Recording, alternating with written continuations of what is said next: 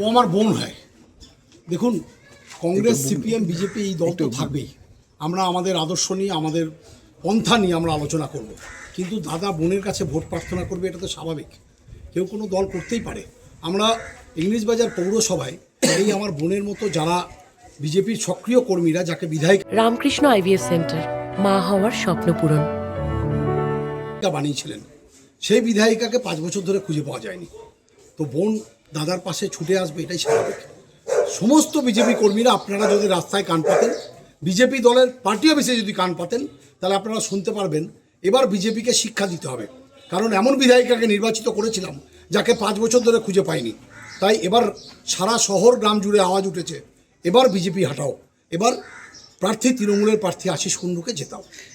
করলেন উনি উনার দল থেকে দাঁড়িয়েছেন, উনি উনার কর্তব্য করলেন, উনি ভোট চাইলেন। সত্যি কথাই উনি ভোটে দাঁড়িয়েছেন, উনার দল উনাকে দাঁড় করিয়েছেন, উনি বাড়ি বাড়ি যাবেন, উনি চাইবেন। কিন্তু আমি একটা কথা বলবো, এবার যতই লড়ুক, যতই যাই করুক, বিজেপি ইংলিশ বাজারে বিপুল পরিমাণে জয়যুক্ত হবে। বিজেপি জিতছে, বিজেপি জিতবে। আমার দল বিজেপি 100% জিতবে। আর আমি সামনে থেকে বিজেপি করি, বিজেপি সব সময় সামনে থেকে কাজ করব। আমরাও ভোট ভিক্ষা করতে যাব, ভোটে আমরা একদম 100% বিজেপিকে আনবো। আমার বাড়ির সামনে উনি এসছে, কেউ যদি বাড়ির সামনে আসে তাকে কি আমরা তাড়িয়ে দেব, তার সাথে খারাপ ব্যবহার করব? এই রকম শিক্ষা আমার দল দেয় না। সেই কারণে যে এসছে তাকে স্বাগত জানানো, কিন্তু ভোট আলাদা ব্যাপার। Vote BJP.